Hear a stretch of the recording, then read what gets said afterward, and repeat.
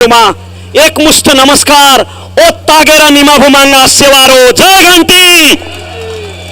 सर्वप्रथम त म तपाईहरुको यो उपस्थितिका लागि हृदयदेखि नै धन्यवाद दिन चाहन्छु। मैले कसैलाई सम्बोधन नगरिकन सबैलाई एकमुष्ट सम्बोधन किन गरे?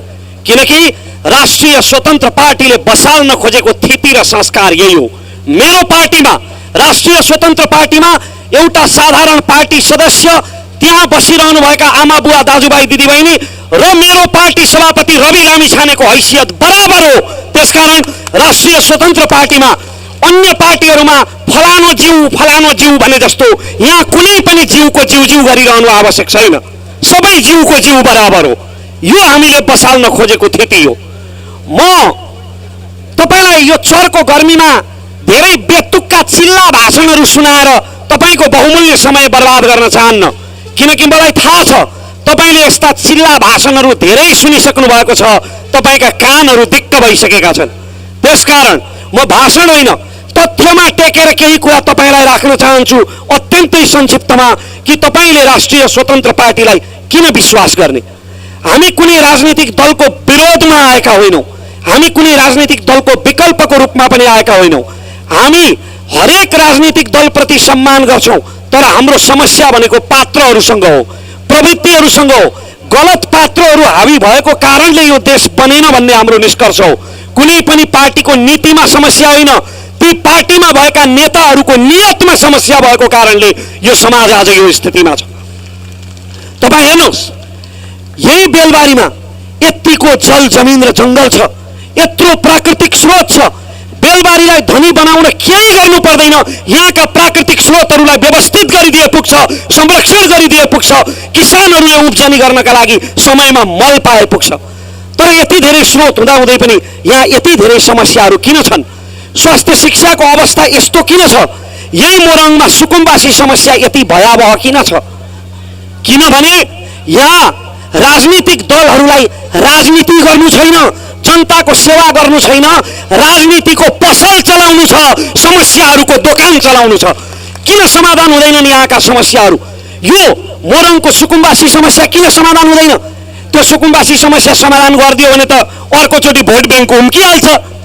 बारम्बार लाल पूर्जाको आश्वासन देखाउँदै चुनाव जितेर राजनीतिको पसल चलाइरहेका छन् यहाँ राजनीतिज्ञहरूले। त्यसकारण यहाँका समस्याहरू कहिले समाधान हुँदैनन्। यहाँ तपाईँ र मलाई अनेक नाममा जुधाएर आफ्नो राजनीतिको रोटी सेक्नेहरू सक्रिय छन्।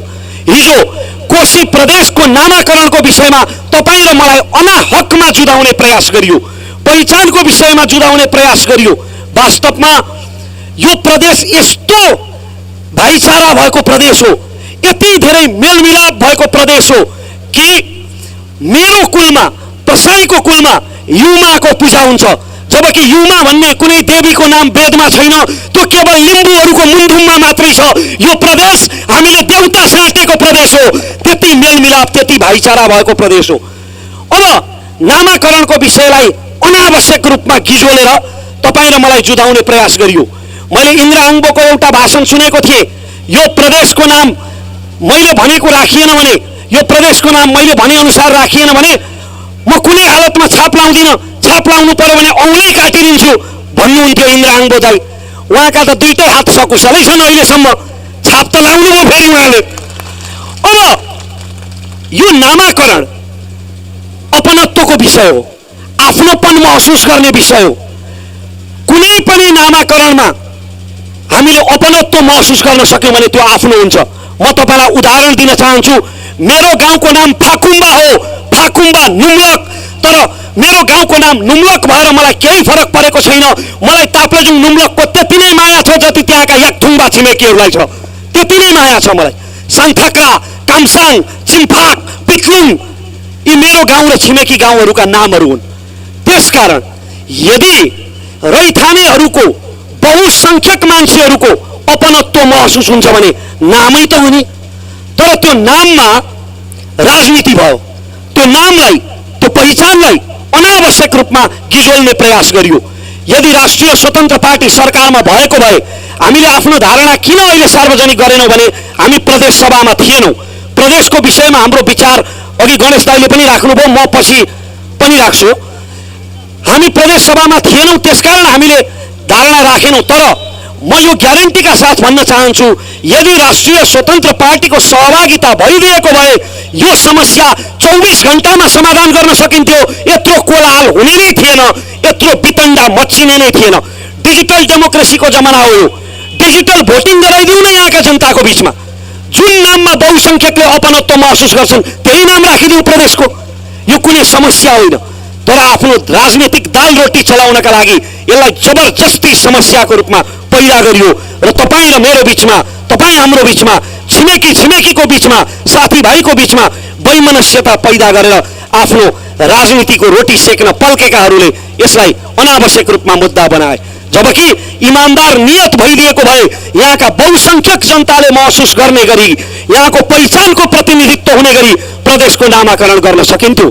तर त्यसो गरिएन। राष्ट्रिय स्वतन्त्र पार्टी राजनीतिको दोकान चलाउँदैन। हामीलाई जनताको बिचमा विभाजन ल्याएर अथवा अनावश्यक प्रपञ्चहरू गरेर कुनै राजनीतिको पसल चलाउनु छैन। किनकि राष्ट्रिय स्वतन्त्र पार्टीमा हामी आज जो छौँ, हामी कतै पनि नबिकेर राजनीतिमा आएका होइनौँ। आफ्नो आफ्नो पेसामा राम्रैसँग गरी खाइरहेका थियौँ। तर हाम्रो मात्रै प्रगति भएर, एउटा मान्छेको मात्रै प्रगति भएर त्यसले समाजमा परिवर्तन ल्याउँदैन। र देश बनाउनका लागि देशको चेन अफ कमान्ड भनेको राजनीति नै हो। र यदि देश बनाउनु छ भने हामी जस्ता जुझारु युवाहरू राजनीतिमा आउनुपर्छ। हामीले चोक फोहोर भयो भनेर धिक्कार्ने सराप्ने मात्रै होइन, झाडु उठाएर चोक बढार्ने जाँगर जुटाउन सक्नुपर्छ। त्यसकारण आज राष्ट्रिय स्वतन्त्र पार्टी राजनीतिमा छ। हामी राजनीतिको पसल चलाउँदैनौँ। राष्ट्रिय स्वतन्त्र पार्टी कुनै पनि बहानामा कुनै पनि प्रकारको विभेदलाई स्वीकार गर्दैन। म समावेशितामा जानुभन्दा पहिला प्रदेशको विषयमा हाम्रो धारणा म राख्न चाहन्छु। हामीलाई प्रदेश विरोधी भनेर असाध्यै अनर्गल प्रचार गरियो।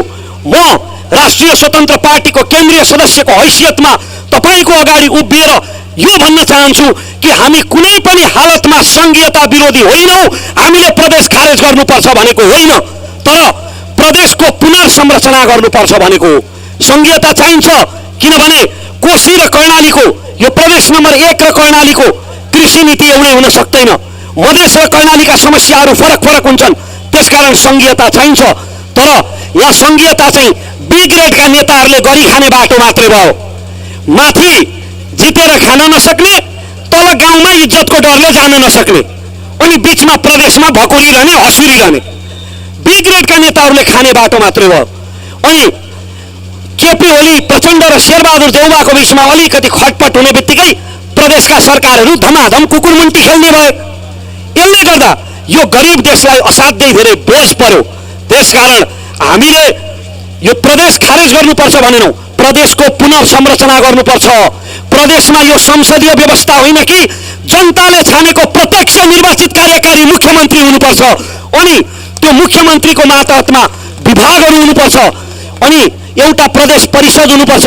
गाउँपालिकाहरूबाट, प्रदेशमा भएका गाउँपालिका र नगरपालिकाका प्रतिनिधिहरूले बनेको एउटा प्रदेश परिषद हुनुपर्छ। त्यो प्रदेश परिषदका जम्मा 2टा मात्रै अधिवेशन हुन्छन्, एउटा बजेट अधिवेशन, एउटा विधेयक अधिवेशन। वर्षैभरि भत्ता दिएर प्रदेशका सांसद पाल्न सक्दैन यो गरिब मुलुकले। यो भनेको हो राष्ट्रिय स्वतन्त्र पार्टीले। राष्ट्रिय स्वतन्त्र पार्टीमा किन आबद्ध हुने? किनकि यो देशमा त्यस्तो मान्छेले मात्रै राजनीतिमा अवसर पाउँछ जसले कि नेताहरूको मालिस गर्न सक्छ कि चाकरीले पालिस गर्न सक्छ। तर राष्ट्रिय स्वतन्त्र पार्टीमा प्रारम्भिक निर्वाचन प्रणाली छ। प्राइमरी इलेक्सन सिस्टम भनेको हाम्रो पार्टीको कुनै पनि उम्मेदवारले 2टा चुनाव लड्नुपर्छ। एउटा जनताको बिचमा गएर लड्ने चुनाव छँदैछ, तर त्यसभन्दा अगाडि त्यहाँका पार्टी सदस्यहरूको बिचमा पनि चुनाव लड्नुपर्छ र त्यहाँबाट जितेको मान्छे मात्रै हाम्रो उम्मेदवार हुन्छ। अर्थात् यो बेलबारीमा हाम्रो मेयरको उम्मेदवार को हुने, यो निर्वाचन क्षेत्रबाट सांसदको उम्मेदवार को हुने भन्ने कुरा यादव प्रधानले पनि छान्ने होइन, मोरङ जिल्लाले पनि छान्ने होइन, काठमाडौँले पनि छान्ने होइन, रवि लामिछानेले पनि छान्ने होइन, तपाईँले छान्ने हो, यहाँका पार्टी सदस्यहरूले छान्ने हो। यो हो राष्ट्रिय स्वतन्त्र पार्टीले अँगालेको प्रारम्भिक निर्वाचन प्रणाली। हामीले भातृ सङ्गठनहरू चाहिँदैन भनेका छौँ। यहाँ शिक्षकमा पनि राजनीति, डाक्टरमा पनि राजनीति, मास्टरमा पनि राजनीति, पत्रकारमा पनि राजनीति। फेरि हरेक पार्टीका पत्रकारले बोक्ने कलम त एउटै हुँदो रहेछ, तर हरेक पेसामा राजनीति गरेर ती पेसाहरूलाई अनावश्यक गिजोलेर बिथोलेर बिगारियो। हाम्रा विश्वविद्यालयहरू उठ्नै नसक्ने गरी थला परे यो बकवास राजनीतिक प्रणालीले गर्दा। त्यसकारण हामीले भातृ सङ्गठनहरू चाहिँदैन भन्यौँ, हामीले पार्टीले कुनै पनि होल टाइमर कार्यकर्ता पाल्दैन भन्यौँ। आफ्नो जो हो आफै गर्नुपर्छ, आफ्नो जो हो आफै गर्नुपर्छ, किनकि राजनीति भनेको पेसा होइन, समाज सेवा हो र यसलाई हामीले व्यवहारमा कार्यान्वयन गराउने सङ्कल्प गरेका छौँ। अहिले यहाँ समावेशिताको निकै कुरा हुन्छ। समावेशिता कसले हामीले किताबमा लेखायौँ, संविधानमा लेखायौँ भनेर निकै ठुल्ठुला कुरा गर्ने गरेको तपाईँले सुन्नुभएको होला। तर मलाई गौरव छ कि मेरो पार्टीको संसदीय दलको प्रमुख सचेतक सन्तोष परियार हुनुहुन्छ। म त्यो राष्ट्रिय स्वतन्त्र पार्टीको सदस्य हुँ। मेरो पार्टीले यहाँ महिलाहरूको लागि आएका समानुपातिकका टिकटहरूमा घरवाली बाहरवाली सालीहरू टनाटन भित्राएका समाचारहरू तपाईँले सुन्नुभएको होला। मेरो पार्टीमा राष्ट्रिय स्वतन्त्र पार्टीका सांसदहरू 21 जना मध्ये 9 जना महिला दिदीबहिनीहरू हुनुहुन्छ। ती मेरा नातेदार पनि होइनन्, गणेश कार्कीका पनि होइनन्, रवि लामी छानेका नातेदार पनि होइनन्। उनीहरू आफ्नो योग्यता र क्षमताको बलमा त्यहाँ आइपुगेका हुन्। आज म जस्तो शारीरिक अवस्थाको मान्छेले केन्द्रीय सदस्यको यो पोर्टफोलियो पाएर तपाईँका अगाडि उभिएर यसरी पार्टीका विचारहरू राख्नु भनेको यो पनि नेपाली राजनीतिमा एउटा रेकर्ड हो, समावेशिताको रेकर्ड हो, जसको अभ्यास राष्ट्रिय स्वतन्त्र पार्टीले गरिरहेको छ। हामीले जान्नेलाई छान्ने भनेका छौँ। एउटा कुरा म नहिचकिचाइकन के भन्न चाहन्छु भने हामीले आज यहाँ नगर कमिटी गठन भइसकेपछि आज हुने नगर संयोजक नै हाम्रो मेयरको उम्मेदवार हुन्छ भन्ने कहीँ लेखिएको छैन। यदि आज बन्ने नगर संयोजक भन्दा योग्य व्यक्ति अर्को आयो भने ऊ भोलि नगरको यहाँको मेयरको उम्मेदवार हुन सक्छ। त्यसकारण म एउटा कुरा चाहिँ के नडराइकन यो भन्न चाहन्छु भने यदि कसैले पदको शक्तिको लालच बोकेर असाध्यै अवसरवादी भावना बोकेर राष्ट्रिय स्वतन्त्र पार्टीमा आउनु भएको छ भने, कतै त्यस्तो अवसरवादी भावना राख्नु भएको छ भने प्लिज तपाईँले पार्टीबाट अलग भएर सहयोग गरिदिनु होला। अवसरवादीहरूका लागि ठाउँ छैन राष्ट्रिय स्वतन्त्र पार्टीमा। यहाँ योग्यता र क्षमताको आधारमा अवसर दिइन्छ। हामी जान्नेलाई छान्ने भन्छौँ। देश विकासका लागि विज्ञहरूको राजनीतिमा सहभागिता हुनुपर्छ, योग्य व्यक्तिहरूको सहभागिता हुनुपर्छ। फेरि योग्य भन्नुको अर्थ फेरि खालि पढे लेखेको मात्रै किताबी किरो मात्रै योग्य होइन। योग्यताका विविध मापदण्डहरू हुन्छन्, तर ती सबैको वर्णन गरेर अहिले साध्य छैन, समयको पाबन्दी पनि छ। यहाँ युवा प्रतिनिधित्वका ठुला ठुला कुराहरू हुन्छन्। राष्ट्रिय स्वतन्त्र पार्टीले हरेक कमिटीमा 50% + 1 युवाको प्रतिनिधित्व अनिवार्य भनेको छ। आज मेरो पार्टी महामन्त्रीको उमेर जम्मा 29 वर्ष हो। यो पनि नेपाली राजनीतिमा एउटा रेकर्ड हो। एउटा युवा अवस्थाको व्यक्ति यति उच्च स्थानमा पुग्नु भनेको। भ्रष्टाचार विरुद्धको हाम्रो शून्य सहनशीलताको तपाईँ साक्षी हुनुहुन्छ। हामीले कसरी एउटा सांसदले पैसा मागेको अडियो आउँदा खान त पाएकै थिएन, बिचराले मागेको मात्रै थियो, तर मागेकै अडियो आउँदा पनि पार्टीले कसरी कारबाही गर्यो भन्ने कुरा तपाईँले छर्लङ्ग देख्नु भएको छ। त्यो मैले दोहोऱ्याइरहनु पर्दैन। त्यसकारण हाम्रा यी लक्षणहरू हेरेर हामीलाई विश्वास गरिहाल्नु पर्दैन, तर एकपटक परीक्षण त गर्नुहोस्। हामीले कस्ता कस्तालाई पत्यायौँ। तपाईँ र मलाई जात र धर्मको नाममा अनेक नाममा जुधाउनेहरूलाई हामीले पत्यायौँ। हामीले हाम्रा कुराहरू कहिल्यै पनि संसदमा गएर नउठाउनेहरूलाई पनि पत्यायौँ। अहिले तपाईँले यहाँबाट निर्वाचित प्रतिनिधि सुनिल शर्मा हुनुहुन्छ। के सुनिल शर्माले बेलबारीका समस्याहरूलाई कहिल्यै बुलन्द आवाजमा संसदमा उठाउनु भएको सुन्नु भएको छ? कहाँबाट उठाउनु? कार्यकर्ता पाल्दै फुर्सद छैन सुनिल दाइले। योभन्दा पहिला तपाईँहरूले जिताएका प्रतिनिधि भानुभक्त ढकाल हुनुहुन्थ्यो।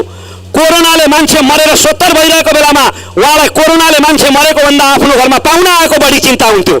त्यसकारण त्यस्ताहरूलाई त हामीले पत्यायौँ भने एकपटक राष्ट्रिय स्वतन्त्र पार्टीलाई पनि परीक्षण गरिहेरौँ।